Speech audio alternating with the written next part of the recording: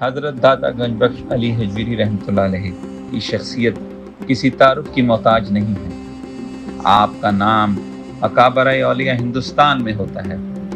آپ کے ہاتھوں سے لاکھوں غیر مسلمین کو راہ ہدایت نصیب ہوئی۔ سلسلہ چشتیہ کے جلیل القدر بزرگ حضرت خواجہ معین الدین چشتی اجمیری رحمۃ اللہ علیہ جب اجمیر شریف روانہ ہونے سے قبل انہوں نے آپ کی شان میں، جب آپ کے فیض سے وہ بہ فیض یاب ہوئے تو آپ کی شان میں انہوں نے کچھ شعر نذرانہ عقیدت کے طور پر پیش کیے۔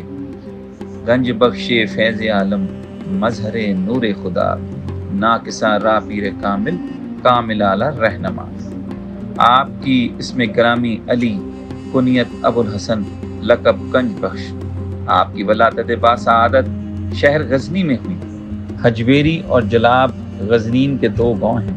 آپ نے حجویر جہاں آپ کا ننیال تھا کچھ عرصہ گزارا، اور جلاب جہاں آپ کا ددیال تھا کچھ عرصہ سکونت پذیر رہے، اس لیے آپ کے نام کے ساتھ یہ دونوں نسبتیں لگائی جاتی ہیں۔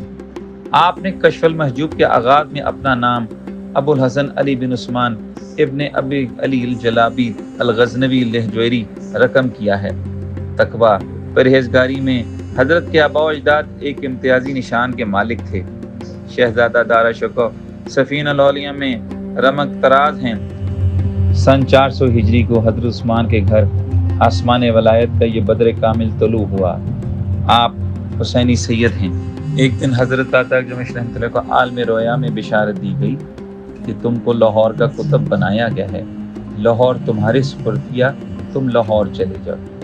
حسب الحکم آپ اپنے وطن غزنی کو خیر بات کہہ کر لاہور تشریف لے گئے۔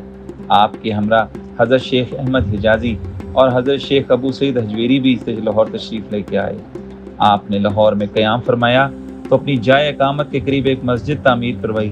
شہزادہ دارا شکوہ نے سفینہ الاولیاء میں تحریر کیا، جو مسجد آپ نے تعمیر کروائی اس کا محراب دوسری مسجد کے نسبت جنوب کی طرف مائل تھا۔ اس وقت کے علماء نے اس پر اعتراض کیا کہ قبلہ صحیح نہیں ہے۔